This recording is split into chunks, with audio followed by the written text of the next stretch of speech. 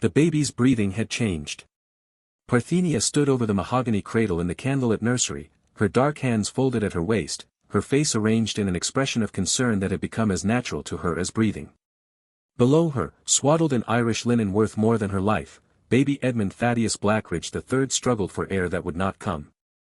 His tiny face had gone from pink to red to a mottled purple, his lips pulling back from toothless gums in a silent scream that no longer had a voice behind it. 6 weeks old. The same age as Samuel had been when they took him. Parthenia. Parthenia, do something. Cordelia Blackridge's shriek split the pre-dawn air like an axe through kindling. She swept into the nursery, her silk dressing gown billowing behind her, blonde curls in wild disarray. Why are you just standing there? Help him. Yes, Miss Cordelia. Parthenia's voice emerged soft, deferential, touched with just the right note of anguish. She lifted the infant from his cradle with practiced gentleness, cradling his convulsing form against her breast. His back arched, rigid as iron. His eyes, those Blackridge eyes, pale blue like winter ice, stared at nothing at all. She had seen this before. 6 times before, to be precise. Get the doctor. Someone ride for Dr. Morrison. Cordelia's voice climbed higher, more frantic.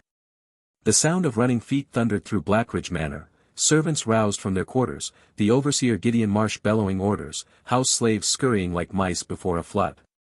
The great house that overlooked the Dan River, that plantation empire built on blood and tobacco and the breaking of bodies, had erupted into chaos. But Parthenia remained still at the center of it all, a dark island of calm, gently rocking a dying child who would never take another breath. What's happening? Dear God, what's happening to my son? Cordelia clutched at Parthenia's arm with fingers like talons. Up close, the mistress of Blackridge smelled of lavender water and laudanum in desperation. This was her 8th pregnancy. Her 8th child. Soon to be her 7th grave. I don't know, Miss Cordelia, Parthenia murmured, and the lie tasted like communion wine on her tongue. He was sleeping so peacefully just an hour ago. I checked on him like I always do. Then I heard him fussing and when I came in, he was already. She let her voice break, just slightly. Let her eyes glisten with tears that would not fall. I'm so sorry, ma'am.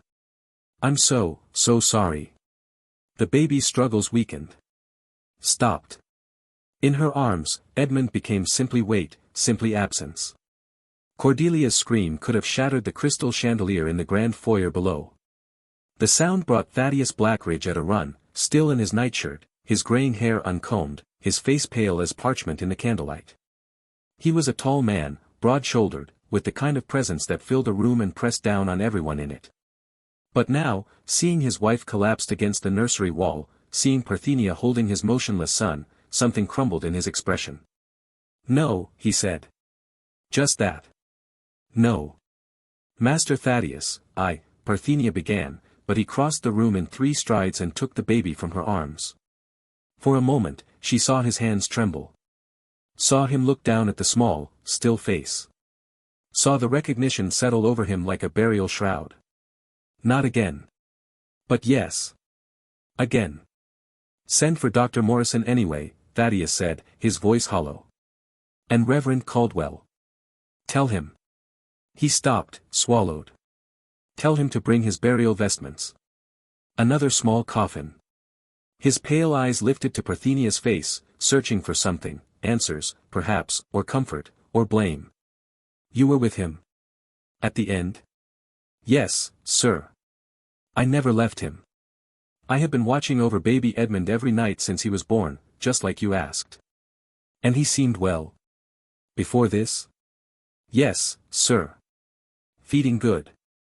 Sleeping peacefully. Not a sign of sickness.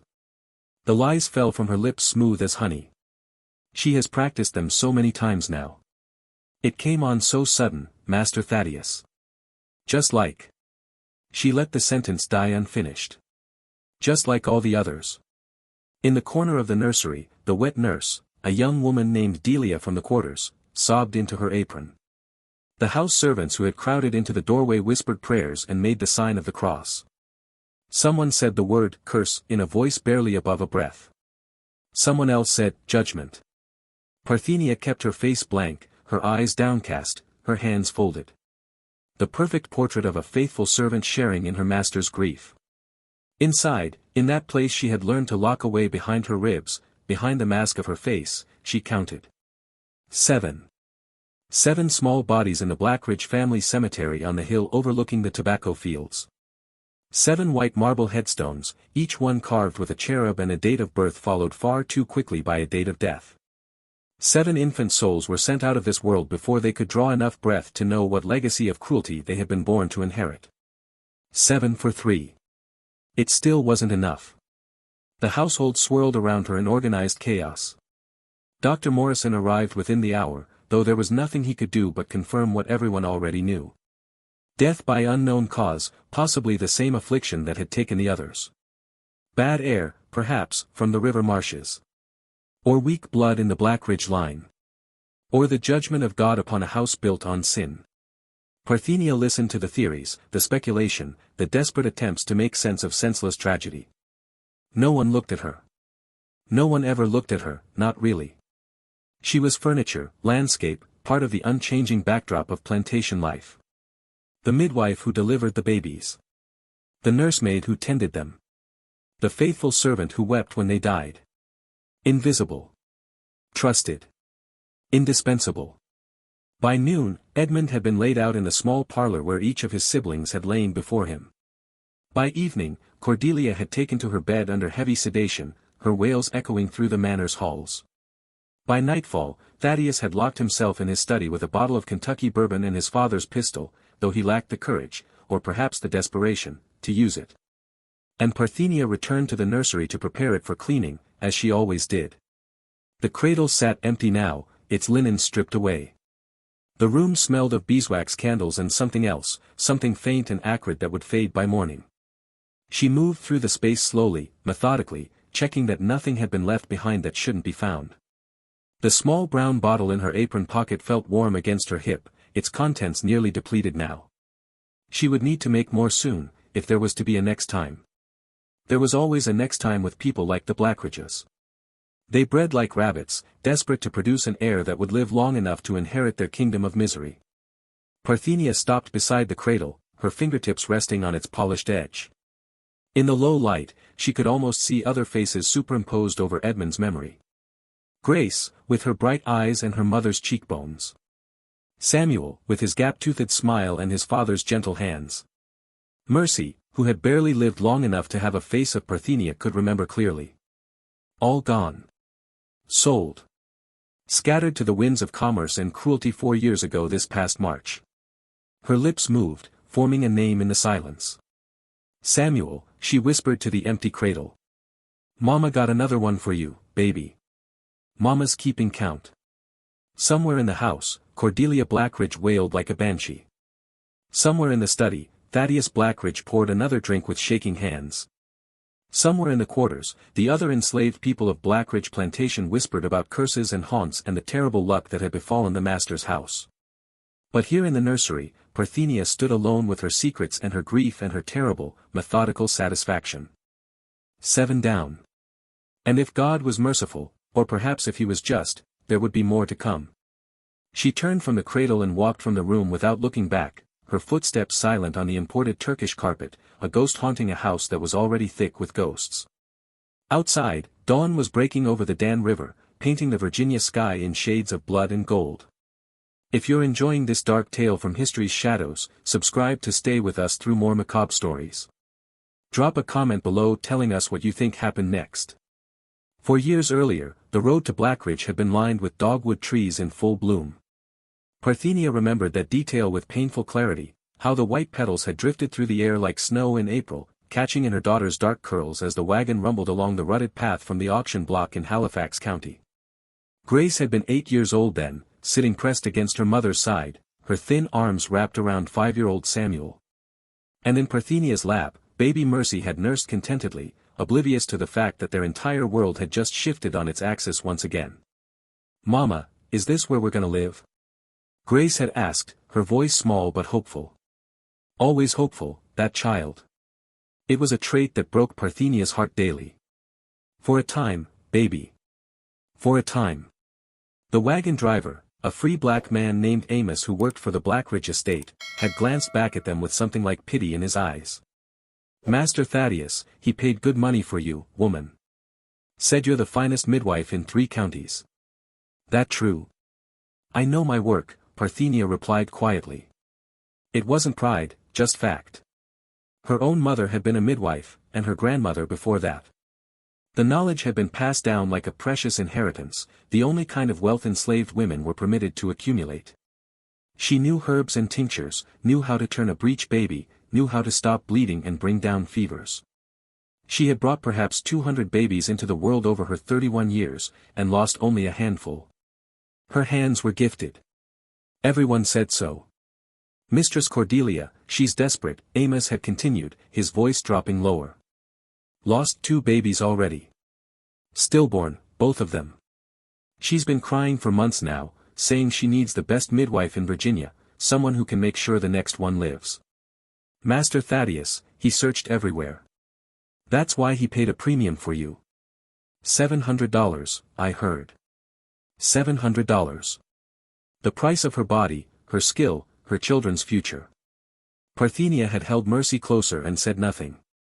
Blackridge Manor had appeared through the dogwood trees like something from a fever dream, a sprawling Georgian plantation house with white columns that gleamed in the afternoon sun, overlooking the Dan River as it curved through the Virginia Piedmont.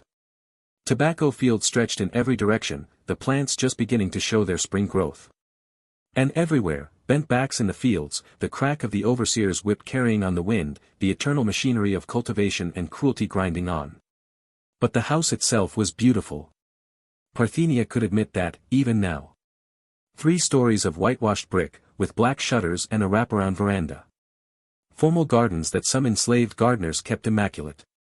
A long drive lined with oak trees that had been old when Virginia was still a colony. A monument to prosperity built on a foundation of bones. Cordelia Blackridge had been waiting on the veranda, her hands clasped over her swollen belly, for months along, Parthenia would learn later. She was younger than Parthenia had expected, perhaps 25, with blonde hair styled in elaborate curls and a dress that probably cost more than a year's worth of field labor. Pretty, in the way that wealthy white women were pretty, soft and delicate and utterly certain of their place in the world. "You're Parthenia?" Cordelia had called out as the wagon approached. "The midwife?" "Yes, ma'am." Parthenia had climbed down from the wagon carefully, Mercy in her arms, her children flanking her like small sentinels.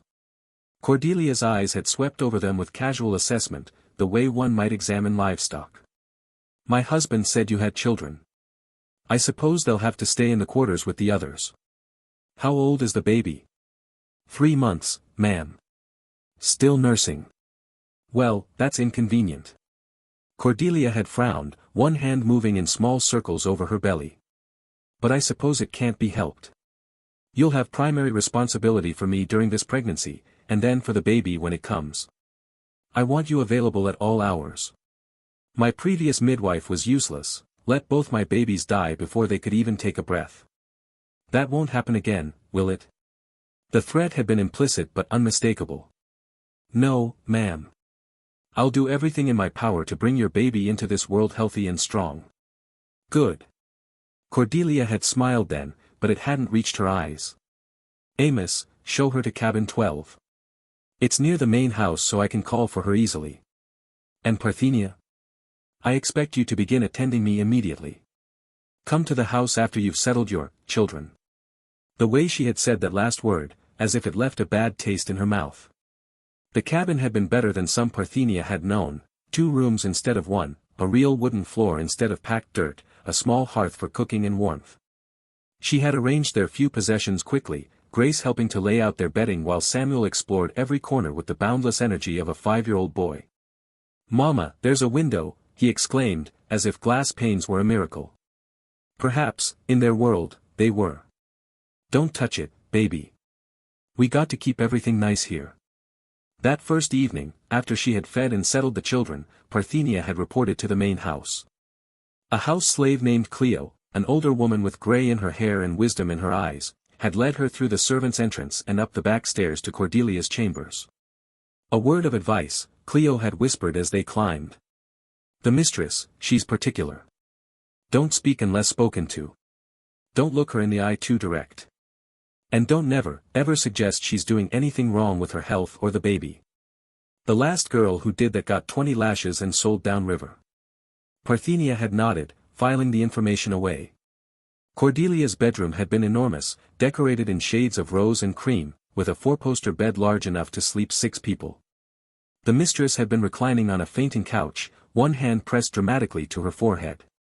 Finally, she had said when Parthenia entered. "Come here. Examine me. Tell me the baby is well." Parthenia had approached carefully, her hands gentle as she palpated Cordelia's abdomen, feeling for position and size, listening for the heartbeat with practiced attention. The baby was active, healthy, well-positioned. A good pregnancy, better than the mother deserved. "Everything seems fine, ma'am. The baby is strong. I can feel movement." "Are you certain?" "After losing 2, I can't bear." Cordelia's voice had cracked, and for a moment, Parthenia had seen genuine fear in her eyes. "I need this baby to live. Do you understand? My husband's family has expectations. His father produced 4 sons. His brothers all have heirs. But me? I can't seem to." She had trailed off, tears spilling down her powdered cheeks. And despite everything, despite the cabin in the quarters, despite the casual cruelty, despite the knowledge of what she and her children were to these people, Parthenia had felt a flicker of professional sympathy. She understood the terror of losing a child, even if the circumstances were a universe apart.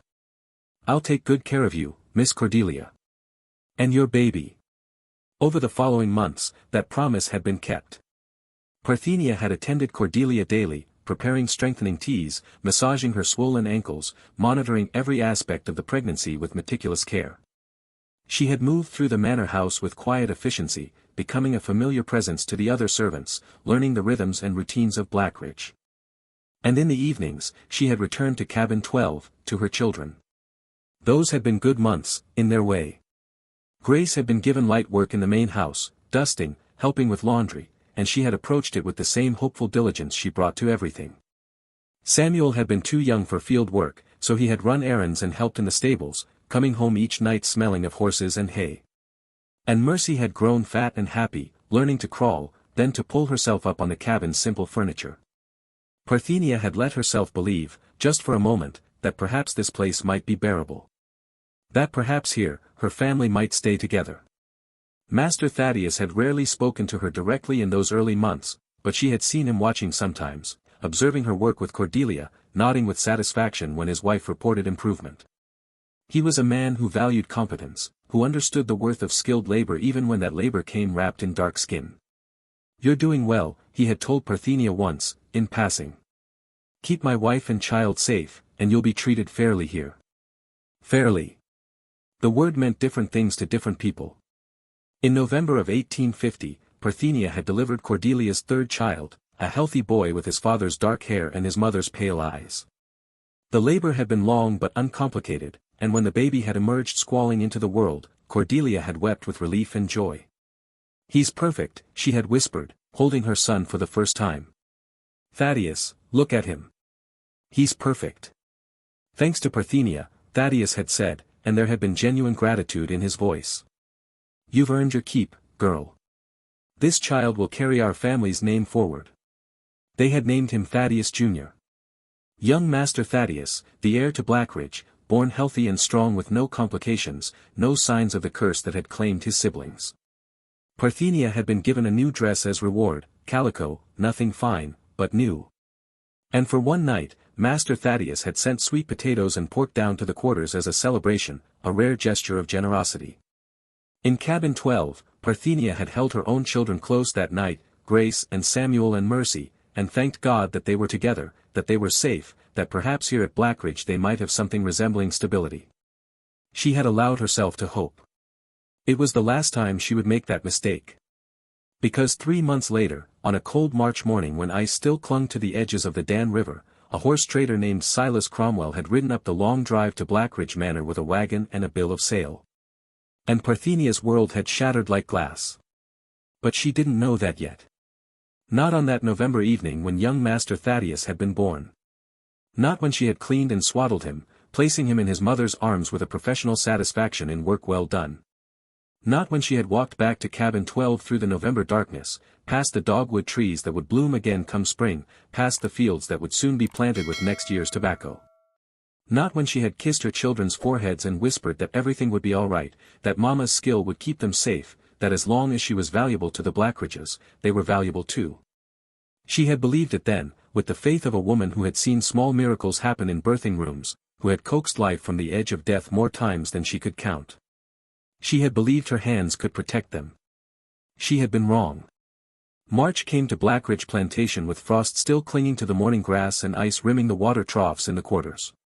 Parthenia had been awake before dawn, as always, stoking the fire in cabin 12's small hearth and preparing cornmeal mush for her children's breakfast. Grace had helped, quiet and efficient even at 8 years old, while Samuel had still been curled beneath their shared quilt, his small body warm against his baby sister's. Mercy had been teething, fussy through the night, and Parthenia's eyes felt gritty with exhaustion. But there was work to be done. Cordelia had been calling for her more frequently lately, anxious about young Master Thaddeus's every cough and sneeze, demanding Parthenia's presence at all hours to confirm that the baby was thriving. He was 4 months old and fat as a piglet, healthy in a way that seemed to mock the 2 small graves on the hill behind the manor house. Cordelia doted on him with the fervor of a woman who had tasted loss and now clutched success with desperate fingers. "Mama, can I come with you today?" Grace had asked, ladling mush into wooden bowls. "Miss Cordelia said I'm getting good at dusting. She said I have gentle hands, like you." Parthenia had smiled, touching her daughter's cheek. "That's good, baby. You keep being gentle and careful, and they'll always have use for you here." Use. Such an ugly word for such a necessary thing.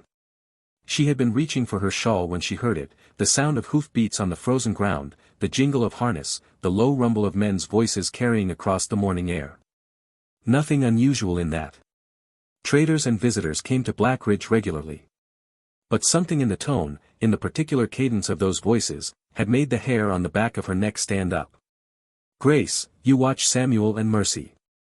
Don't let them out of the cabin until I come back." "Yes, Mama."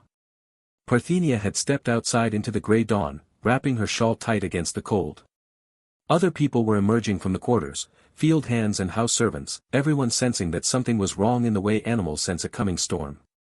They had all learned to read the signs: unexpected visitors, the overseer Gideon Marsh emerging from his house with his account book, Master Thaddeus standing on the manor's back veranda with his arms crossed and his face set in grim lines. And there, beside a covered wagon, stood a man Parthenia had never seen before. Tall and thin, with a hawkish face and eyes like chips of flint. He wore a long coat and a hat pulled low, and from his belt hung a coil of chain that caught the weak morning light. A slave trader. She knew the type of sight. Her heart had begun to hammer against her ribs. "Listen up." Gideon Marsh's voice cracked across the yard like a whip. He was a bulky man, red-faced and perpetually angry, the kind who took pleasure in his authority. "Master Thaddeus has business to conduct this morning. Y'all stay where you are and stay quiet unless your name is called." The assembled people had frozen, a collection of statues in the cold dawn. Everyone knew what this meant. Someone was being sold. The only question was who. "Please," Parthenia had prayed to a god she wasn't sure was listening. "Please, not my children. Take me if you must, but not my babies." Master Thaddeus had descended from the veranda, his boots crunching on the frost-stiff grass. Even from a distance, Parthenia could see the tension in his shoulders, the way he wouldn't quite meet anyone's eyes. Behind him, in the manor's windows, she had caught a glimpse of Cordelia holding young Master Thaddeus, watching the proceedings with the detached interest of someone observing a play. "Mr. Cromwell," Thaddeus had said, shaking the trader's hand. "I appreciate you coming on such short notice. Business is business, Mr. Blackridge." The trader's voice had been surprisingly cultured, which somehow made it worse. "You said you had prime stock to move quickly. I represent buyers from the Carolinas down to Georgia. We can settle this efficiently." Prime stock. As if they were cattle. As if they were anything but human. Thaddeus had pulled a folded paper from his coat pocket, a list, Parthenia would realize later. Names and ages and assigned values, an accounting of human lives reduced to columns of figures. I need to raise capital quickly, Thaddeus had said, and there had been something almost apologetic in his tone. Some investments in Richmond didn't, well. The debts need to be settled. So we're selling off some of the surplus. Surplus. The word had hung in the cold air like a curse. Gideon Marsh had begun reading names. Thomas, age 42, field hand. Step forward. An older man had moved from the crowd, his face resigned. He had been at Blackridge for 20 years, Parthenia knew. His wife and 2 grown sons were here. But that didn't matter now. Rebecca, age 19, house servant. A young woman had started crying before she even stepped forward. Her mother had reached for her, but Gideon had barked, "Stay back. No touching." 3 more names. Then 5 more. Each one a life uprooted, a family broken, a future dissolved into uncertainty and grief. And then Gideon had looked down at his list, and his eyes had found Parthenia. Grace, age 8. Samuel, age 5. Mercy, age 8 months. The world had stopped spinning. Parthenia's vision had tunneled, her breath catching in her throat like a fish hook. Behind her, in cabin 12, she could hear Grace's voice through the thin walls, "Samuel, hold the baby while I..." No. The word had torn from Parthenia's throat before she could stop it. "No, please, Master Thaddeus, not my children. Please, sir, I'll work twice as hard, I'll..." "Parthenia, fetch them." Thaddeus hadn't looked at her.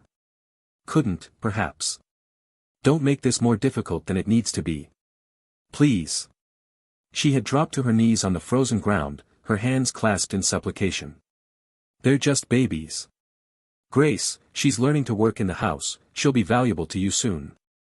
And Samuel, he's strong, he can. The debts are considerable." Thaddeus's voice had been flat. "Children bring good prices. They're young enough to train to new households, and the baby, well. Nursing infants are always in demand." Behind him, in the window, Cordelia had turned away, bouncing young Master Thaddeus gently, unconcerned. Gideon Marsh had crossed the yard in 3 strides, grabbing Parthenia by her arm and hauling her to her feet. "You heard the master. Get them, or I will. I'll go." Grace's small voice had cut through everything. Parthenia had turned to see her daughter standing in the cabin doorway, Samuel's hand in hers, baby Mercy balanced on her narrow hip. Grace's face had been pale but composed, older than her 8 years in that terrible moment. "Mama, I'll go. Don't let them hurt you." "Baby, no." But Grace had walked forward, and Samuel had followed because he didn't understand, and Mercy had cooed because she was too young to know that her world was ending. Silas Cromwell had examined them with a professional eye, running his hands over Grace's arms to check her bone structure, prying open Samuel's mouth to look at his teeth like he was a horse, weighing Mercy in his hands and nodding with satisfaction. "Good stock," he had pronounced. "Healthy. The girl will fetch 800, easy. The boy, 600. The infant." He had paused, calculating. 400, given that she comes with feeding challenges. $1,800. The value of Parthenia's children, her heart, her reason for drawing breath. "We have separate buyers for each," Cromwell had continued. "The girl is going to a tobacco operation in Halifax County. They specifically requested a young house servant in training. The boy, I have a textile mill in North Carolina that needs children for the light work. And the infant, there's a plantation near Charleston where the mistress just lost her own baby. She wants a nursing child immediately. Separate buyers. Different directions. 3 parts of her soul scattered across the south like seeds in the wind, and no chance, no possible chance, of ever bringing them back together." Parthenia had lunged forward, but Gideon's meaty hand had caught her shoulder, slamming her back. "You want to make this worse? You want them to see their mama whipped before they go? Mama." Samuel had finally understood, his face crumpling, tears streaming down his cheeks. "Mama, I don't want to go. I'll be good. I promise I'll be good. Grace, take care of your brother." Parthenia had screamed, fighting against Gideon's grip even as 2 other men moved in to restrain her. "Grace, baby, you hear me? You take care of Samuel. You remember Mama loves you. You remember." Grace had nodded, tears sliding silently down her face, still holding Samuel's hand even as Cromwell's assistants had begun loading them into separate sections of the wagon. She had looked back once, meeting her mother's eyes, and in that look had been every bit of childhood stolen, every innocence destroyed, every future that would never be. "I love you, Mama," she mouthed. And then Cromwell had taken Mercy from her arms. The baby had reached for Parthenia, her small face confused, beginning to whimper. And Parthenia had broken, truly broken, a sound emerging from her throat that was barely human, a keen of anguish that had made even some of the hardened field hands look away. "No. Please, God, no. She's still nursing. She needs me. Please, she's just a baby, please don't take my baby." She had fought like a wild thing, kicking and clawing, trying to break free even as 3 men held her down. Her fingernails had drawn blood on Gideon's face, and he had backhanded her hard enough to split her lip, but she hadn't cared, couldn't care, would have died in that moment if it meant her children didn't have to get in that wagon. But they had anyway. Grace, pale and silent, holding herself together with a strength no 8-year-old should possess. Samuel, sobbing so hard he could barely breathe, calling for his mama until his voice went hoarse. And Mercy, screaming now, reaching her small hands toward the only mother she had ever known. The wagon had pulled away as the sun finally cleared the horizon, painting the frost-covered tobacco fields in shades of gold and pink, a beautiful morning for the end of the world. Parthenia had watched until they disappeared around the bend in the road, past the dogwood trees that would bloom again in a few weeks, past the boundary stones that marked where Blackridge land ended and the rest of Virginia began. 3 different wagons, 3 different directions, 3 pieces of her heart torn out and scattered. They had held her down until the sounds of the wagons had faded completely. When they finally released her, she had collapsed onto the frozen ground and screamed until her throat was raw, until no more sound would come, until the screaming turned to dry heaving and then to silence.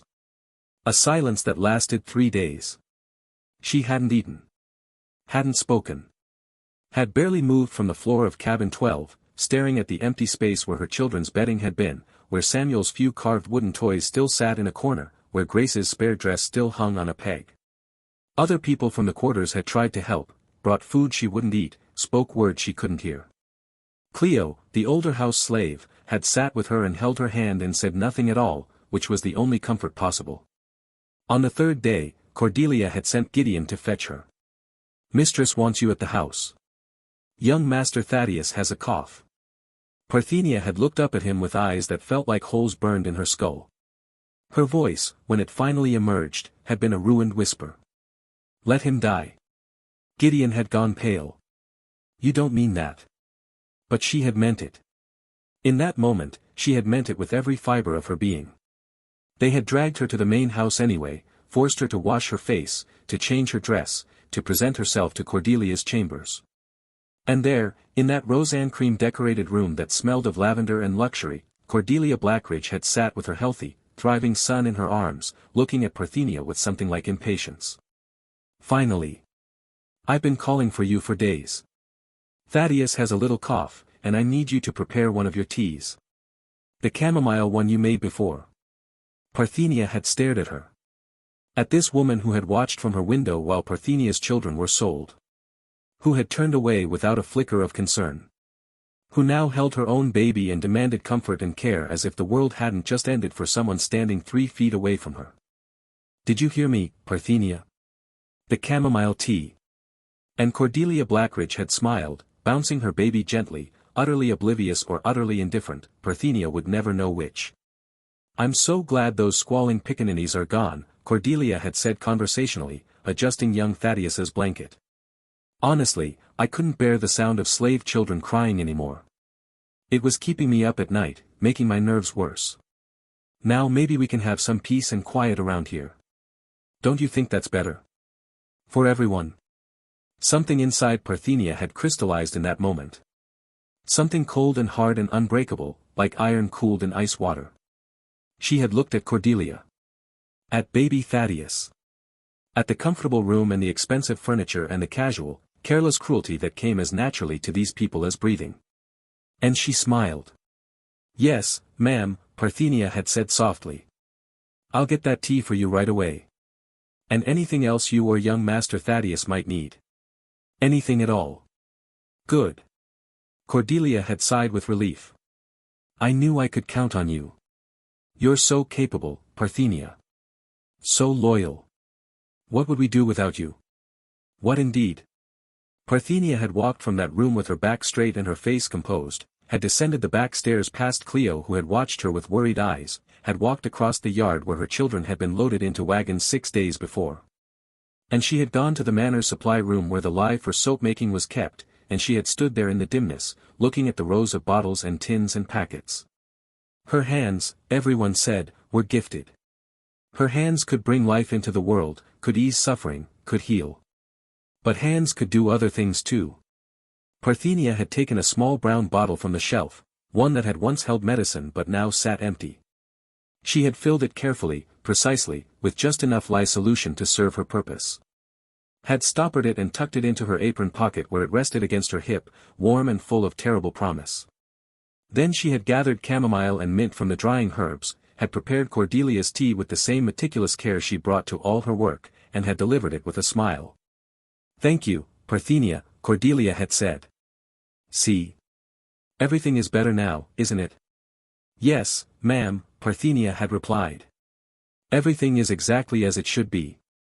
That night, alone in cabin 12 that was far too empty, far too quiet, Parthenia had sat on the floor where her children had slept and made herself a promise. They had taken Grace, Samuel, Mercy. 3 pieces of her soul, scattered to the winds. She would take 7 of theirs. 7 heirs. 7 futures. 7 pieces of the Blackridge legacy, paid in full. It was the only accounting that made sense anymore. The only mathematics her broken heart could understand. 6 weeks had passed since the wagons had taken Parthenia's children away, and in that time, she had become a ghost. Not dead, precisely, but not quite alive either.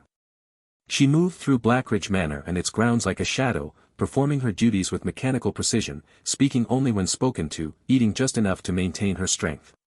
The other enslaved people gave her space, recognizing the particular quality of her grief, the kind that couldn't be comforted, couldn't be eased, could only be endured or transformed into something else entirely. Cleo watched her with worried eyes but said nothing. What was there to say? Every person in the quarters had lost someone, parents, children, siblings, lovers, all scattered by the brutal mathematics of commerce and convenience. Parthenia's tragedy was neither unique nor rare. It was simply the way of things, the fundamental truth of their existence. But something in Parthenia's stillness seemed to unsettle the older woman. Perhaps it was the way she had stopped crying after that first terrible day. Or the way she smiled now when Cordelia made her casual, cutting remarks about how much more peaceful the plantation was without all those slave children underfoot. Or the way her hands, those gifted, gentle hands, had grown even more careful, more deliberate, as if each movement was being calculated with microscopic precision. You holding up, child? Cleo had asked one morning as they worked side by side in the manor's kitchen, Parthenia preparing another of Cordelia's endless herbal teas. Yes. Parthenia's voice had been soft, empty of inflection. I'm holding up just fine. You know, sometimes it helps to talk about. I don't want to talk, Cleo. I just want to work. And work she did. Cordelia had been demanding her presence constantly since young Master Thaddeus's birth, anxious to the point of hysteria about every aspect of the baby's health. Was he feeding enough? Was his breathing normal? Why was he fussy after meals? Could that rash on his neck be something serious? Parthenia attended to it all with patient competence, examining the baby, preparing tonics and teas, offering reassurance in her quiet, steady voice. Young Master Thaddeus was thriving, 4 months old now, fat-cheeked and healthy, with none of the weakness that had plagued his stillborn siblings. He was a testament to Parthenia's skill, proof that when she applied her knowledge fully, she could indeed work miracles. You're worth every penny my husband paid for you, Cordelia had told her more than once, bouncing the baby on her hip. I don't know what I'd do without you, Parthenia. You're like part of the family. Like part of the family. The words were meant as a compliment, Parthenia supposed. The highest praise a white mistress could offer her property, to pretend, for a moment, that the vast chasm between them didn't exist, that ownership could somehow be softened into affection. Parthenia smiled and said, "Thank you, ma'am. I'm happy to serve." The lye tasted like ashes on her tongue. She had been waiting for an opportunity. Planning. The small brown bottle of lye solution stayed hidden in her cabin, wrapped in cloth and tucked beneath a loose floorboard where no one would think to look. She had tested the mixture carefully, adding it to water in different concentrations, observing how it behaved, calculating dosages with the same precision she used for healing medicines. Lye was caustic. Used in the right amounts, it could clean, could purify, could transform fat into soap through the alchemy of saponification. But in the wrong amounts, or applied to the wrong substances, it could burn. Could destroy tissue. Could cause agony. And if introduced into a small body in carefully measured doses, mixed into milk to disguise its taste and delivered over several feedings, it could mimic the symptoms of colic, of digestive distress, or any number of childhood ailments that often proved fatal in an era when infant mortality was tragically common. Parthenia knew this not because she had ever used such knowledge before. Her entire life had been dedicated to preserving life, not ending it, but because she understood the human body with an intimacy born of decades of study. She knew what helped and what harmed. She knew the line between medicine and poison was often just a matter of dosage. She knew how to cross that line without leaving tracks. The opportunity came on a Tuesday evening in late April, when the dogwood trees were blooming again, those same white petals drifting through the air like snow, like ghosts, like memories of a day 6 weeks past when everything had shattered. The wet nurse, a young woman named Delia, had fallen ill with a fever. Nothing serious, just a spring cold, but Cordelia had been adamant that Delia stay away from young Master Thaddeus until she recovered. The mistress was terrified of disease, convinced that any illness that entered the house would claim her precious heir the way death had claimed his siblings. Parthenia, you'll need to supplement his feedings, Cordelia had announced, pacing her chambers with the baby in her arms. We have goat's milk in the cold cellar. Warm it carefully, not too hot, and feed him tonight and tomorrow until Delia is well. You've done this before, haven't you? Yes, ma'am. Many times. Good. I trust you completely. Cordelia had handed over the baby, her face lined with worry. My nerves are absolutely shattered. I think I need to lie down with my tonic. You'll take care of everything? Of course, Miss Cordelia. You rest. I'll make sure young Master Thaddeus is well fed and comfortable. Cordelia had retired to her bed with a dose of laudanum, leaving Parthenia alone with the baby in the nursery. The room was large and well appointed, with expensive wallpaper depicting pastoral scenes, a rocking chair upholstered in velvet, and the massive mahogany cradle that had been commissioned specifically for this heir who had finally lived beyond his first breath. Late afternoon sun slanted through the windows, painting everything in shades of amber and gold. Parthenia had stood there for a long moment, looking down at young Master Thaddeus in her arms. He was a beautiful baby, objectively speaking. Healthy and alert, with his father's dark hair already coming in thick, his mother's pale blue eyes tracking her face with infant curiosity. He had done nothing wrong. He was innocent of all crimes except being born into a family built on stolen lives and stolen labor. He reached up and grabbed her finger with his small hand, holding on with that reflexive grip all babies have, and for just a moment, one terrible, wavering moment, Parthenia had felt something crack in the cold armor she built around her heart. This baby was not Grace. Not Samuel. Not Mercy. But he was still a baby. She had closed her eyes, and behind her lids she saw them, Grace's face as the wagon pulled away, trying so hard to be brave. Samuel's tears, his voice calling for her until he couldn't call anymore. Mercy reached for her with small hands, confused about why Mama wasn't coming, why Mama was letting them take her away. And she saw Cordelia's face, smiling as she said those words, I'm so glad those squalling pickaninnies are gone. The moment passed. The crack in her armor sealed over with something harder than iron.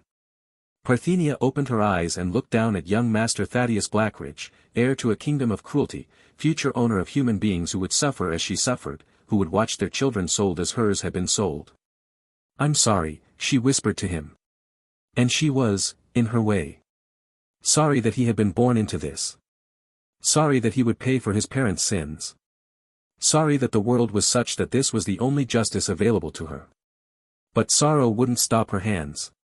She carried the baby downstairs, to the kitchen where the cook fire still burned low. The house was quiet, Master Thaddeus in his study, Cordelia drugged and sleeping, the other servants finishing their evening tasks elsewhere in the manor. She had perhaps 30 minutes before someone might come looking. It was enough. Parthenia retrieved fresh goat's milk from the cold cellar, poured it into a small copper pot, and set it to warm on the edge of the fire. Not too hot, babies' mouths were delicate, and she needed to maintain the appearance of perfect care. While the milk heated, she went to the supply room, moving with purpose but no haste. Anyone who saw her would see only what they expected to see, the midwife, fetching something for the baby, performing her duties with characteristic efficiency. The brown bottle was where she'd left it, hidden behind the larger containers of lye used for soap and cleaning. She uncorked it carefully, measuring out a precise amount, just a few drops, no more than would fit on the tip of a teaspoon. Not enough to kill, not yet. Just enough to begin the process. To introduce a subtle poison that would masquerade as ordinary infant distress. She added the lye solution to a small glass vial, tucked it into her apron pocket, and returned the bottle to its hiding place.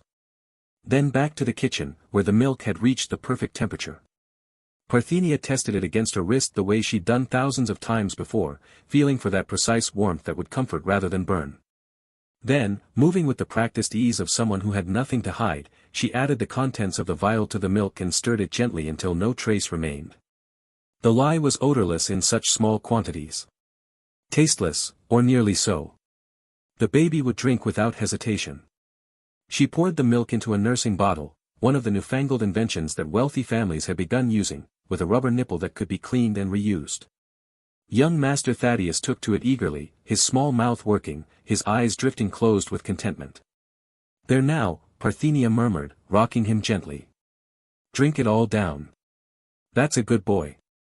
He fed for perhaps 10 minutes, draining most of the bottle before pulling away with a satisfied sigh. Parthenia burped him carefully, patting his back with practiced gentleness, and for a few minutes, everything seemed normal. The baby was content, warm, fed. His eyes grew heavy with sleep. Then, gradually, his expression changed. It started with a small furrow between his eyebrows, a look of confusion.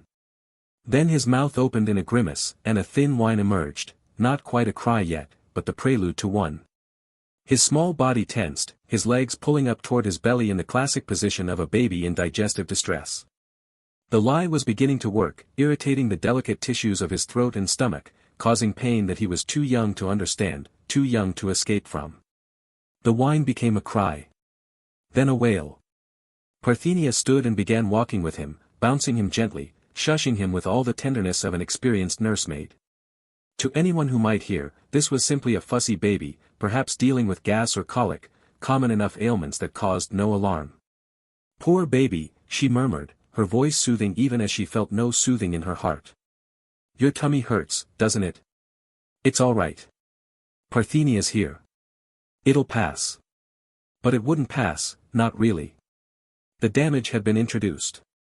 And while this first dose wasn't enough to cause permanent harm, wasn't enough to kill, it was the beginning. The first step in a process that would take weeks to complete, weeks of careful, methodical poisoning that would look to everyone else like a baby who had been healthy suddenly, inexplicably, failing to thrive.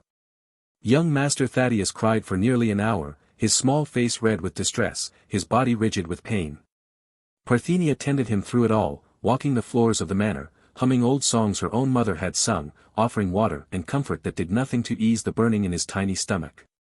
When Cordelia finally emerged from her chambers, groggy from laudanum, she found Parthenia in the nursery with the baby finally sleeping fitfully in her arms. "What happened?" "I heard him crying." "Just some gas, Miss Cordelia." He took the bottle well, but then his stomach got upset. "It passed, though. He's sleeping now." Cordelia had reached for her son, examining him with anxious eyes, but finding nothing obviously wrong, just a baby who'd had a difficult evening, now resting peacefully. "You're certain it's nothing serious?" "Babies get stomach troubles sometimes, ma'am. Especially when they're taking a bottle instead of the breast. It's not uncommon. But I'll watch him closely tonight. If anything changes, I'll wake you immediately." "Yes." "Good. Thank you, Parthenia." Cordelia had pressed a kiss to her son's forehead, then placed him carefully in his cradle. "I don't know what I'd do without you." Parthenia had smiled her empty smile. "You don't have to worry about that, Miss Cordelia. I'm not going anywhere." That night, alone in cabin 12 that was far too empty, Parthenia sat on the floor with her back against the wall and thought about Grace, who would be 9 in July. About Samuel, who would be 6 in August. About Mercy, who would be learning to walk now, taking those first wobbling steps into a world that saw her as property, as chattel, as something to be used and discarded at will.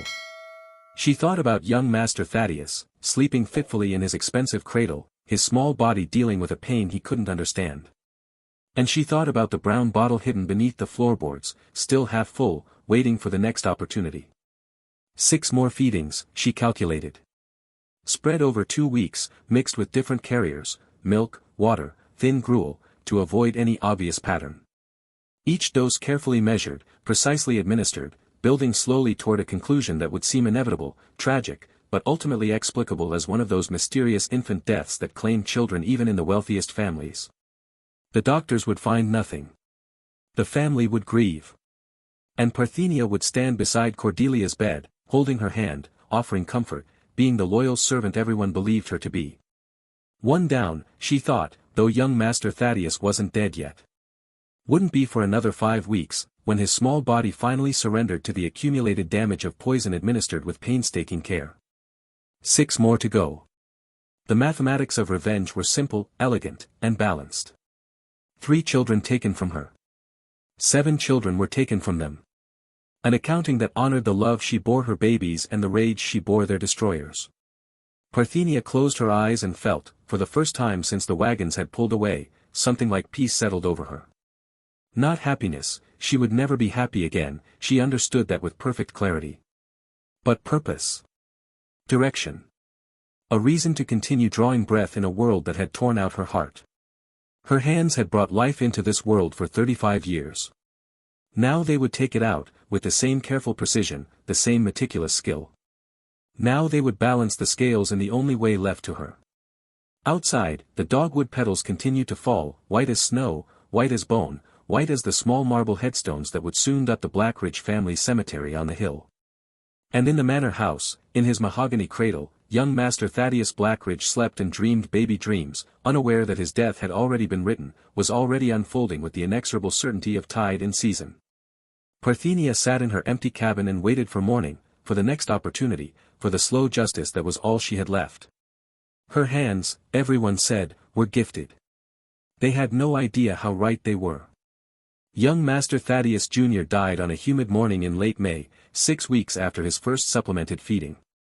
The household physician, Dr. Morrison, a portly man from Richmond with a reputation for discretion and expensive fees, examined the small body with practiced thoroughness while Cordelia wept in her chambers and Master Thaddeus stood rigid in his study, staring out the window at nothing. Failure to thrive, Dr. Morrison had pronounced, closing his black leather bag with a decisive snap. The infant appeared healthy initially, but sometimes these constitutional weaknesses manifest gradually. The digestive system becomes compromised, nutrition fails to absorb properly, and the child simply fades.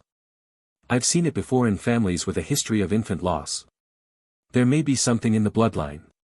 Master Thaddeus had seized on this explanation like a drowning man grasping driftwood. The bloodline. Yes. My wife's family, there were complications in her line. Stillbirths, early deaths. Perhaps. It's certainly possible, Dr. Morrison had agreed, accepting a generous payment for his diagnosis and his discretion.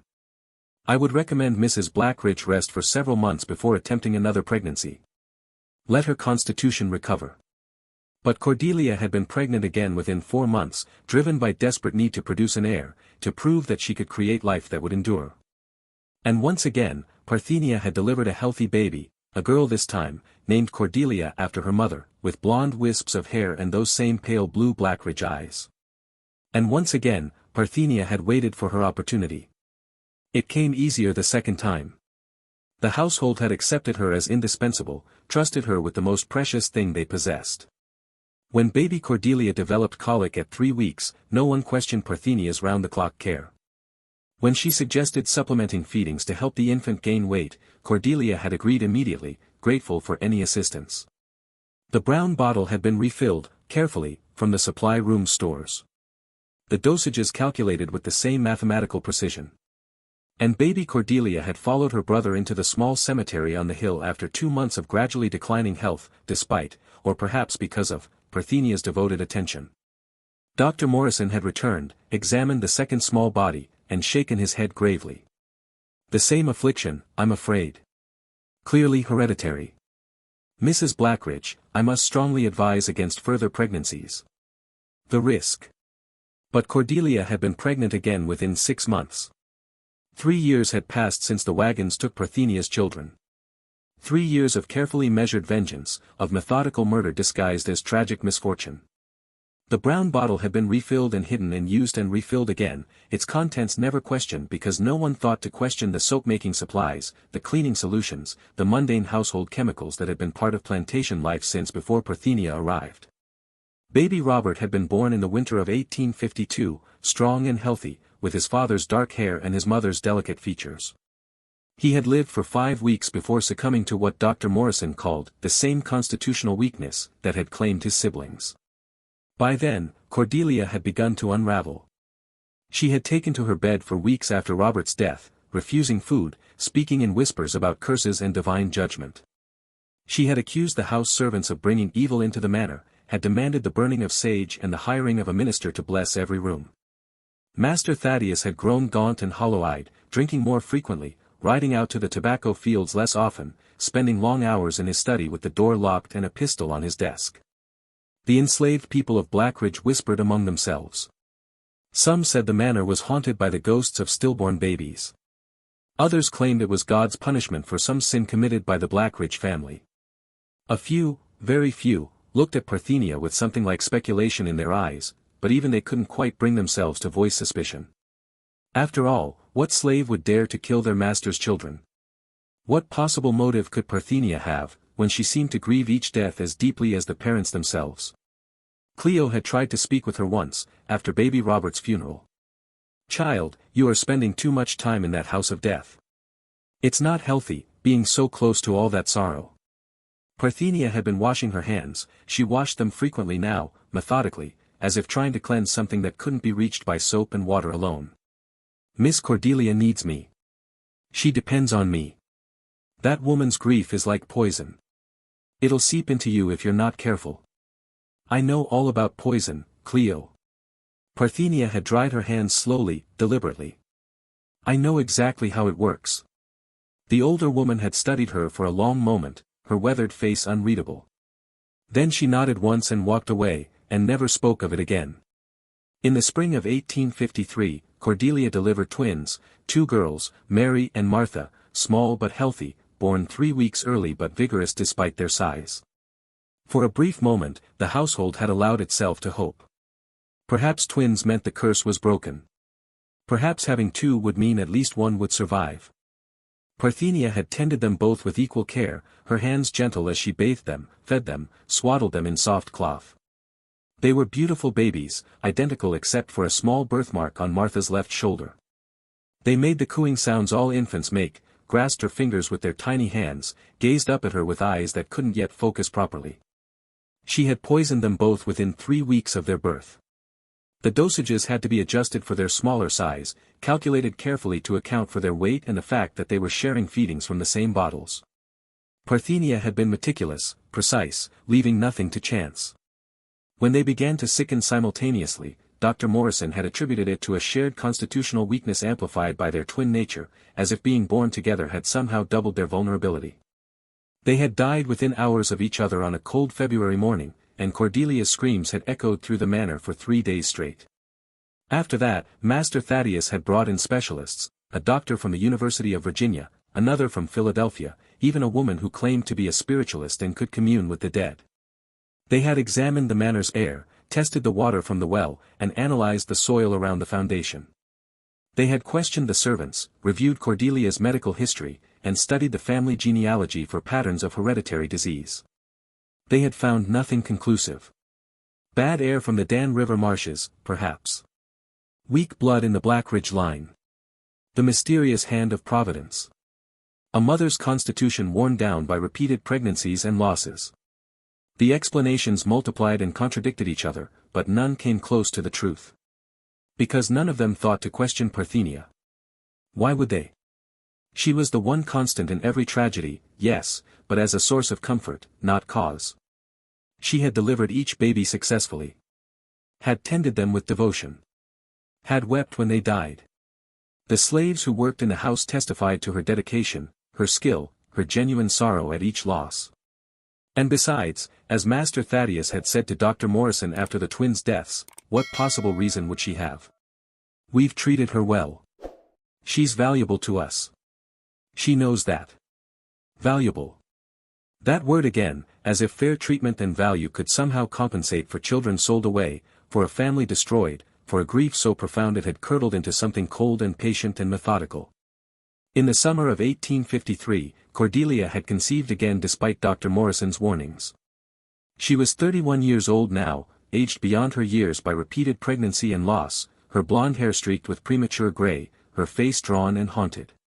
She barely left her chambers anymore, spent her days in a laudanum haze, emerging only for meals and to obsessively check on whichever baby currently occupied the cursed nursery.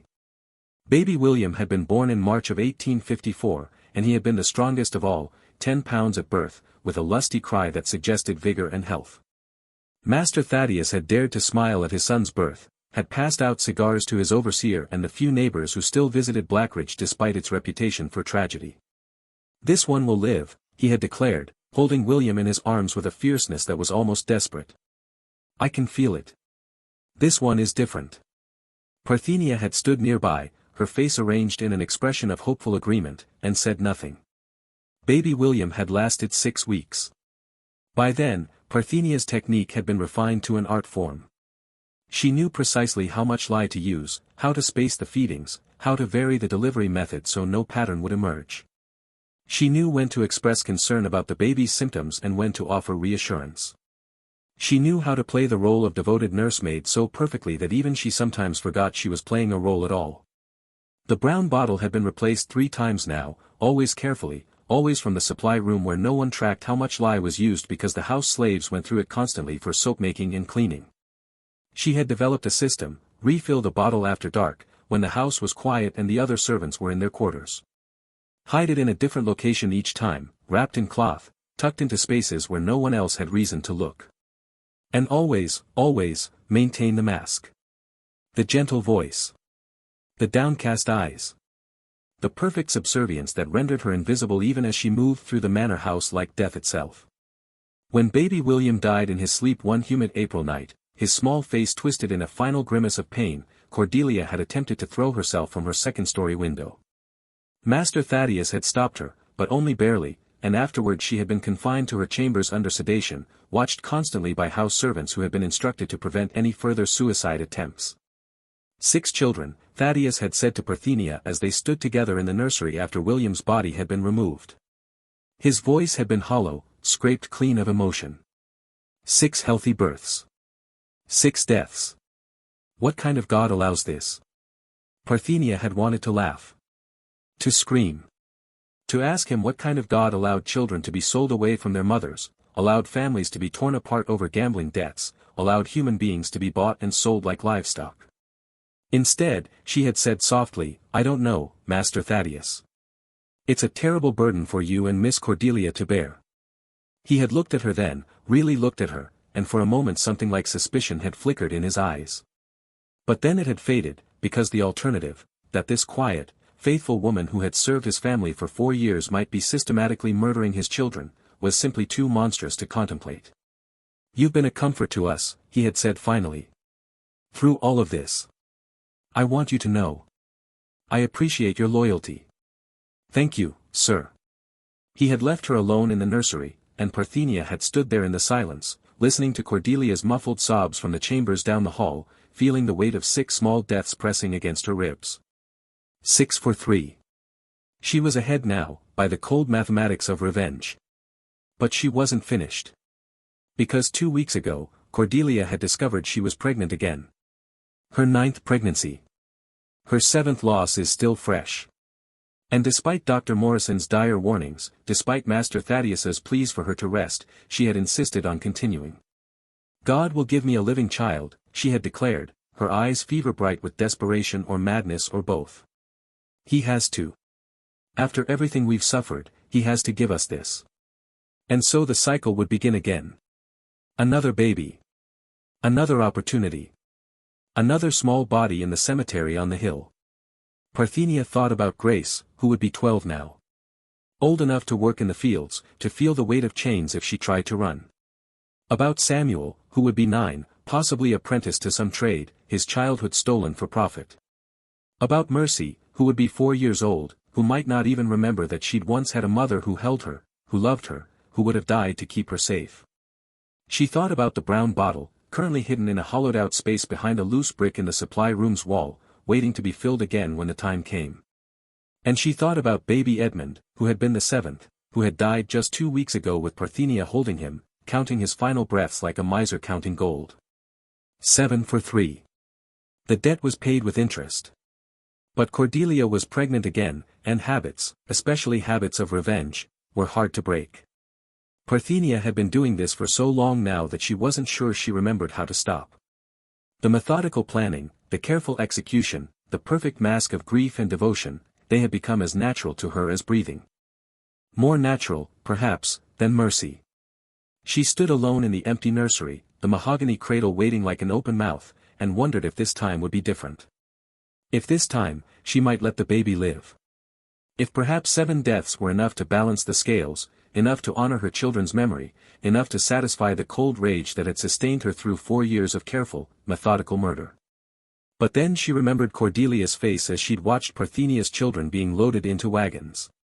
Remembered her casual comment about being glad that squalling pickaninnies were gone. Remembered the complete absence of recognition that she had done anything wrong, that the destruction of Parthenia's family was anything other than a minor inconvenience, like swatting a fly. No. 7 wasn't enough. It would never be enough. Parthenia touched the empty cradle with her gifted hands and smiled her empty smile. One more, she thought. Just one more to make it 8. To prove that even now, even after everything, her hands could still work miracles. Even if those miracles looked like death. The letter had arrived on a Tuesday morning in early October, carried by a courier from Charlottesville who seemed eager to leave Blackridge as quickly as possible. The plantation had earned a reputation in the surrounding counties, a house of death, people whispered, a place where God's favor had turned to wrath. Traders and merchants still conducted business with Master Thaddeus, but they no longer lingered over meals or accepted invitations to stay the night. Master Thaddeus had read the letter in his study, then emerged with something like hope flickering in his exhausted eyes. A specialist is coming. Dr. Ambrose Whitfield from the University of Virginia. He studies infant mortality, has written papers on it. If anyone can determine what's causing. He had trailed off, unable to finish the sentence. He arrives next week. Parthenia had been standing in the hallway, ostensibly waiting for instructions about Cordelia's morning tea, but listening intently. A specialist. Someone who studied patterns, who looked for causes with scientific rigor rather than relying on theories about bad air and weak blood. For the first time in 4 years, she had felt something close to alarm. Dr. Ambrose Whitfield arrived on a crisp October morning when the leaves along the Dan River had turned to flame. He was younger than Parthenia had expected, perhaps 40, tall and spare, with sharp eyes behind wire-rimmed spectacles and an air of barely contained energy.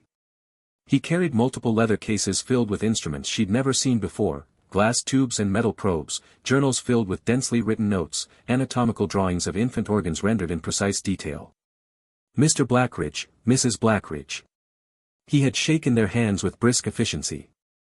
I want to be clear about my methods. I don't deal in superstition or speculation. I observe, I measure, I analyze. If there's a medical explanation for your losses, and there almost always is, I will find it. Cordelia, now 7 months pregnant and confined to her bed for most of each day, had clutched his hand like a lifeline. Can you save this baby? Please, doctor, I can't lose another one. I can't. That's why I'm here, Mrs. Blackridge. His eyes had swept the room, taking in details with the intensity of a man who missed nothing. I'll need complete access to the household. I'll want to observe all routines, examine all feeding practices, review any medical records from the previous deaths. And I'll need to speak with everyone who has regular contact with the nursery. Parthenia had known immediately, her Dr. Whitfield had established himself in a guest room that he'd converted into a makeshift laboratory. He spent his first days examining the manor house itself, testing the water, analyzing the air, checking for mold or contamination. He interviewed the house slaves about their cleaning practices, questioned the cook about food preparation, even examined the tobacco fields to see if some agricultural chemical might be seeping into the household water supply. And he watched. Constantly, carefully, with those sharp eyes that seemed to see everything. Parthenia had maintained her routine, continued her mask of devoted service, but she'd felt his scrutiny like a physical weight. He observed her preparing Cordelia's herbal teas, noted how she moved through the house, asked seemingly casual questions about her background and training. "You've been with the family for 4 years, he'd asked one morning, consulting a journal where he'd apparently written a timeline of every birth and death. "Yes, sir. Since 1850. "And you attended all the births? All healthy deliveries?" "Yes, sir. Every baby is born strong and healthy. It's only after." She'd let her voice break slightly, a well-practiced gesture of grief. "I don't understand it, sir. I've delivered hundreds of babies in my time, and I've never seen anything like what happens in this house." "Interesting." He'd made a note in his journal. "You mentioned hundreds of deliveries. Where did you train?" "My mother was a midwife, sir. And her mother before that." The knowledge was passed down. "And in all those deliveries, how many babies did you lose?" The question had been casual, but Parthenia had sensed the trap beneath it. "A handful, sir. Perhaps 1 in 20. Usually from complications during birth, cord around the neck, breech position that couldn't be turned. But never like this. Never babies who were born healthy and then just faded. No. Never like this." Dr. Whitfield had studied her face for a long moment, then returned to his notes. "Thank you, Parthenia. That will be all." She had left the room with her heart hammering against her ribs, wondering what he'd seen, what he suspected, whether her mask was finally slipping after 4 years of perfect performance. 2 weeks passed. Dr. Whitfield conducted what he called a comprehensive environmental analysis, ruling out contaminated water, toxic mold, and agricultural chemicals. He examined Cordelia thoroughly, declared her current pregnancy progressing normally despite her age and trauma history. He reviewed Dr. Morrison's notes from the previous deaths and spent an entire afternoon in the small cemetery on the hill, examining the 7 marble headstones as if they might yield some secret. And then, on a gray morning when rain threatened from low-hanging clouds, he'd approached Master Thaddeus with a request that changed everything. "I want to exhume one of the bodies." Master Thaddeus had gone pale. "Exhume? You want to dig up one of my children?" "The most recent death, baby Edmund. He's been in the ground only 3 weeks. The preservation should be sufficient for examination." Dr. Whitfield's voice had been calm, professional, and inflexible. "Mr. Blackridge, 7 babies have died in this house." 7. That's not hereditary weakness or bad air or divine judgment. That's a pattern. And patterns have causes. I need to examine that child's body at the tissue level. I need to see what's been missed. This is ghoulish. Unnatural. So is losing 7 children. Dr. Whitfield had leaned forward. "Don't you want to know? Don't you want to understand what's killing your heirs? Because I promise you, Mr. Blackridge, something is. And if we don't determine what it is before your wife delivers this baby, you'll be burying an 8th child by Christmas." The exhumation had taken place the next morning, conducted quietly with only Dr. Whitfield, Master Thaddeus, and a few trusted servants in attendance. Parthenia had watched from a distance, her hands folded calmly at her waist even as every instinct screamed at her to run. But where would she run to? A black woman traveling alone without papers would be captured within a day, returned to Blackridge or sold to someone worse.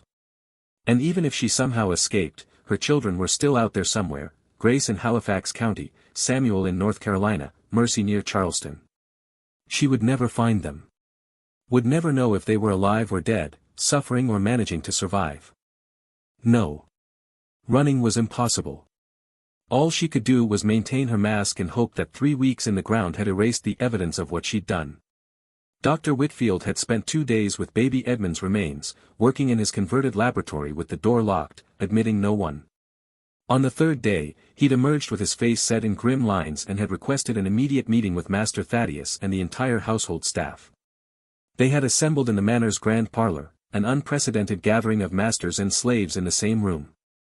Master Thaddeus sat rigid in his chair, Cordelia beside him with one hand pressed protectively over her swollen belly. Dr. Whitfield stood before them with his journals and notes, his expression grave. "I've completed my analysis," he begun without preamble. "And I've found something. Baby Edmund's throat and esophagus show signs of chemical burns. Minute scarring consistent with repeated exposure to a caustic substance. The damage is old, weeks old, suggesting multiple exposures over time rather than a single incident." The room had erupted in whispers. Cordelia had let out a small cry. Master Thaddeus had surged to his feet. "What are you saying? That someone poisoned my son?" "I'm saying that baby Edmund ingested something caustic. Repeatedly.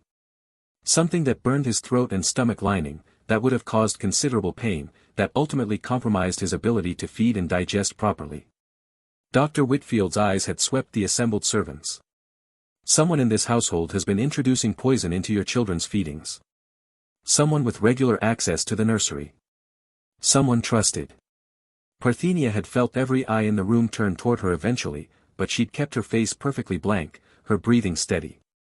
Inside, her mind raced through possibilities, calculations, escape routes that didn't exist. "That's impossible," Master Thaddeus had said, but his voice lacked conviction. "Who would, why would anyone?" "That," Dr. Whitfield had said quietly, "is what we need to determine." The interrogations had begun immediately. Dr. Whitfield had questioned every servant who'd had contact with the nursery, asking about routines, access, opportunities. The wet nurses were examined first, Delia and 3 others who'd served the family over the years. But none of them had been present for all 7 deaths. None had the consistent access that would be required. Which left Parthenia. She had sat in the parlor while Dr. Whitfield reviewed her history, his journals spread before him like evidence at a trial.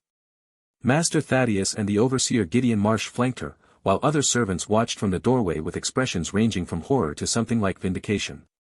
"You've been present for every birth," Dr. Whitfield had said. "Every death. You've had primary responsibility for supplementing feedings when the wet nurses were unavailable. You've had unrestricted access to the nursery, to the kitchen, to the supply rooms. I was caring for those babies." Parthenia's voice had risen despite her intention to stay calm. "I loved those children. I did everything I could to keep them alive." "Did you?" Dr. Whitfield had opened one of his journals, showing pages of notes and diagrams.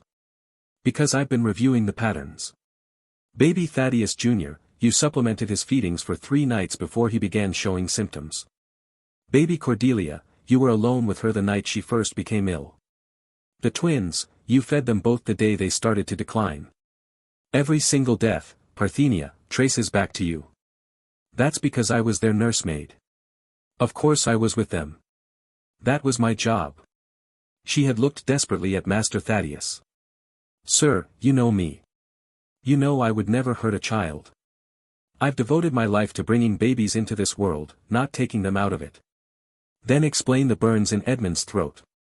Dr. Whitfield's voice had been relentless. "Explain how a chemical substance was repeatedly introduced into his feedings. Explain who else had the access and opportunity to do what was done." Parthenia had opened her mouth to respond, to deny, to maintain the mask she'd worn for 4 years. And then, something inside her had broken. Or perhaps it had finally crystallized into perfect clarity. She had thought about Grace, who would be 13 now. About Samuel, who would be 10. About Mercy, who would be 5, old enough to remember her mother if Parthenia had been allowed to keep her, but too young when she was taken to retain more than fragments of memory, if that. She had thought about Cordelia saying, "I'm so glad those squalling pickaninnies are gone," with a smile on her face. She had thought about 4 years of careful, methodical revenge. 7 small bodies in the ground. 7 heirs who would never grow up to own human beings, to sell children away from their mothers, to perpetuate the machinery of cruelty that had destroyed Parthenia's world. And she had realized, with perfect clarity, that she was done pretending. "You want an explanation?" Parthenia had stood slowly, drawing herself to her full height, meeting Dr. Whitfield's eyes directly for the first time. "I'll give you one. But first, Master Thaddeus, I have a question for you." Parthenia, Gideon had started forward, but Thaddeus had raised a hand to stop him. "What question?"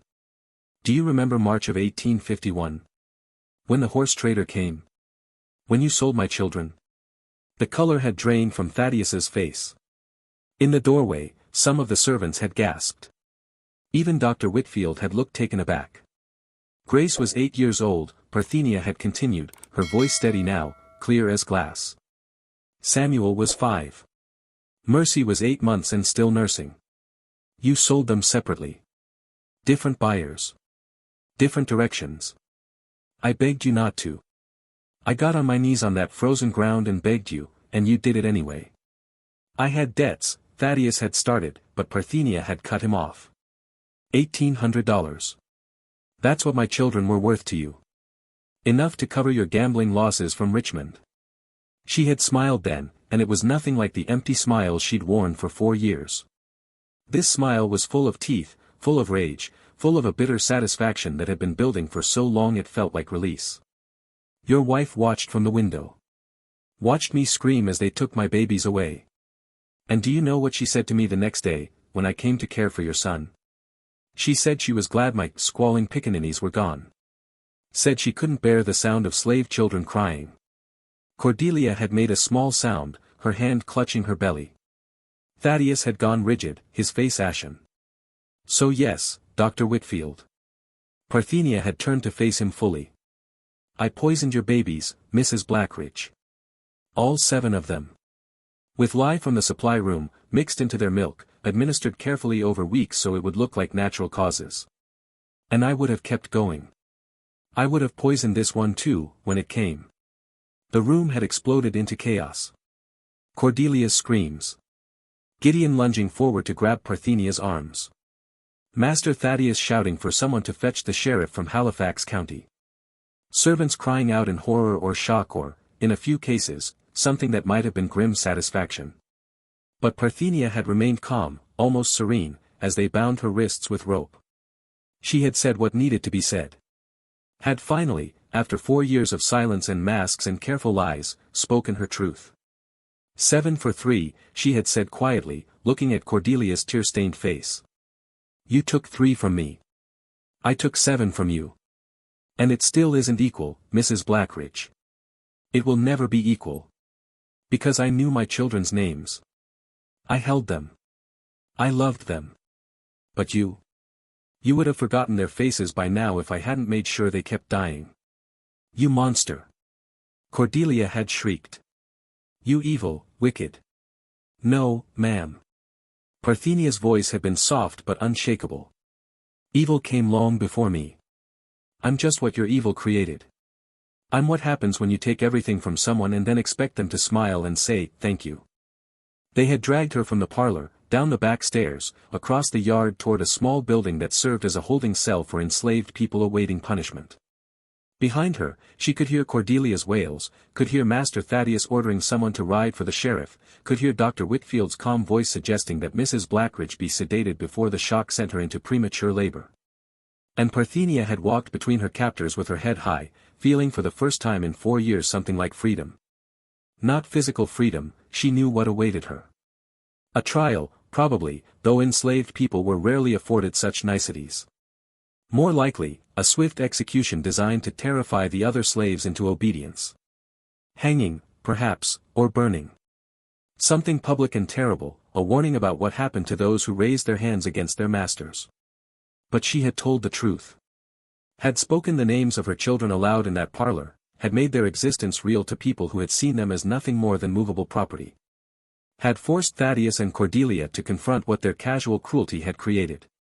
That night, locked in the holding cell with her hands still bound, Parthenia had sat in the darkness and thought about Grace's face. Samuel's laugh. Mercy's small hands reached for her. She had wondered if they were still alive, if they thought about her, if they had somehow managed to find moments of happiness in the years since they'd been torn apart. She would never know. That was the cruelest truth of all, that she would die without ever knowing if her children had survived, if they had grown, if they remembered her at all. But at least she had tried to balance the scales. At least she had made the Blackridges pay for what they'd done, even if the payment would never equal the debt. 3 days later, just before dawn, Cordelia went into early labor. The stress of the revelation, perhaps, or simply the baby's time coming whether the mother was ready or not. Dr. Whitfield had attended the birth, and the household had waited to see if this child, the 9th pregnancy, the potential 8th death, would survive. A girl was born, small but healthy, with blonde hair like her mother and her father's dark eyes. They named her Hope, a bitter irony given everything that had come before. From her cell, Parthenia had heard the baby's cries carrying across the October air, and she had smiled in the darkness. 8 hours later, little Hope began to show signs of distress. Vomiting. Difficulty breathing. The same symptoms that had presaged every other death, even though Parthenia was locked away, even though she couldn't possibly have touched this child. Dr. Whitfield had examined the baby frantically, checking for chemical burns, finding none. Testing the milk, the water, everything he could think of. But Hope continued to decline, and by nightfall, she was struggling for every breath. Parthenia had heard about it from the guard who brought her evening water, a young man from the quarters who whispered through the cell door with something like awe in his voice. "They're saying it's a curse. That you cursed the whole family with your dying breath, even though you ain't dead yet. That every Blackridge baby will die now, forever, because of what they done to you." Parthenia had said nothing. She didn't believe in curses, didn't believe in supernatural vengeance. But she believed in the weight of guilt, in the way trauma could manifest physically, in the possibility that Cordelia's terror and grief had somehow poisoned her own milk, had passed her agony to her child through the most intimate connection possible. Or perhaps it was simply chance. Sometimes babies died. Sometimes the universe was cruel without any human intervention. Either way, Hope died 3 days after her birth, and Cordelia's screams had been audible from every corner of Blackridge Plantation. On the morning of Parthenia's scheduled execution, they had decided on hanging, public and quick. Master Thaddeus had come to her cell. He looked like a man who had aged 20 years in a week, his face haggard, his eyes hollow. "Why?" he had asked simply. "I need to understand. We gave you a place here. Treated you fairly. You were valuable to us." Parthenia had looked at him through the bars, this man who had destroyed her life and couldn't even comprehend what he'd done. "You sold my children," she had said quietly. "For $1,800. To cover your gambling debts from Richmond. And you ask me why?" They were just, he had stopped, perhaps finally hearing what he'd been about to say. "It was business. They were my babies. And they had names. Grace. Samuel. Mercy. Say their names, Master Thaddeus. Look me in the eye and say my children's names." He had opened his mouth, closed it again. Couldn't do it. Couldn't give her even that small acknowledgement of what he'd taken from her. "That's why," Parthenia had said. "Because to you, they were, just business. Just property. Just slaves. But to me, they were everything. And when you took them, you didn't destroy me, you made me into something that could survive long enough to destroy you back." Thaddeus had stood there for a long moment, then turned and walked away without another word. They had hanged Parthenia at noon in the yard between the manor and the quarters, with all the enslaved people of Blackridge forced to watch as a warning. Master Thaddeus had been there, hollow-eyed and silent. Cordelia hadn't attended, she was still in bed under sedation, having attempted again to take her own life after Hope's death. As they placed the noose around her neck, Parthenia had looked out at the assembled faces of her fellow slaves, people who had lived beside her for 4 years, who had watched her poison 7 babies without knowing, without understanding. Some looked at her with horror. Some with pity. A few, including Cleo, standing in the front row with tears streaming down her weathered face, looked at her with something that might have been understanding, or even respect. "Any last words?" the sheriff from Halifax County had asked, a formality he clearly didn't expect her to use. Parthenia had taken a breath, feeling the rope against her throat, and spoken clearly enough for everyone to hear. "My children's names were Grace, Samuel, and Mercy. Remember them. Remember that they existed. Remember that they were loved." Then she closed her eyes and thought about her babies as the platform dropped away. 3 months later, Cordelia discovered she was pregnant again. Her 10th pregnancy. She carried the child to term, delivered a healthy boy they named Thaddeus IV. He lived 3 days before dying in his sleep, his small face twisted in what looked like pain even though Dr. Whitfield's examination found no evidence of poison, no chemical burns, no explanation at all. The 11th pregnancy produced twins who died within hours of birth. The 12th, a girl who lived 6 weeks. By 1858, Blackridge Plantation had earned such a reputation that no one would come there willingly. The tobacco fields went unplanted. The manor house fell into disrepair. Master Thaddeus drank himself to death in his study, and Cordelia was eventually committed to an asylum in Richmond, where she spent her final years whispering about ghosts and curses and a black woman with gifted hands who had taken everything from her. The other enslaved people of Blackridge were sold off or fled during the chaos of the Civil War. Cleo made it to Pennsylvania on the Underground Railroad, where she told a story she'd heard from a guard who'd been present at Parthenia's execution. The story spread, changed, grew in the telling, a tale of a mother's vengeance, a curse that couldn't be broken, a woman who had balanced the scales the only way she could. Some versions said Parthenia had poisoned 20 babies, or 50, or every white child she'd ever touched. Some said her ghost still walked the ruins of Blackridge Manor, searching for her own children. Some said she'd been a witch, or a demon, or an angel of righteous fury sent to punish the wicked. But the people who told the story, the ones who'd lived through similar losses, who'd watched their own children sold away, who understood the particular horror of loving someone you couldn't protect, those people always ended the tale the same way. With 3 names spoken like a prayer. Grace. Samuel. Mercy. And the quiet insistence that they had existed. That they had been loved. That somewhere, in the vast machinery of cruelty that had scattered so many families across the South, those 3 children had lived and loved and deserved to be remembered. Not for the vengeance their mother had taken. But for themselves. For the lives they should have been allowed to live. For the mother who had loved them enough to become a monster rather than let their loss go unanswered. The ruins of Blackridge Plantation still stand on a hill overlooking the Dan River, the manor house a hollow shell reclaimed by dogwood trees and creeping vines. The small cemetery remains, its marble headstones weathered but readable, 8 small graves, each carved with a cherub and dates too close together. And sometimes, on cold March mornings when frost still clings to the grass, people say you can hear the sound of children laughing, playing in fields that were once soaked in blood and watered with tears. 3 children whose names were Grace, Samuel, and Mercy. And the mother who never stopped counting. If this story chilled you to the bone, subscribe for more macabre horror from history's darkest corners. Comment below with your thoughts on this tragic tale, and tell us what historical horror we should cover next.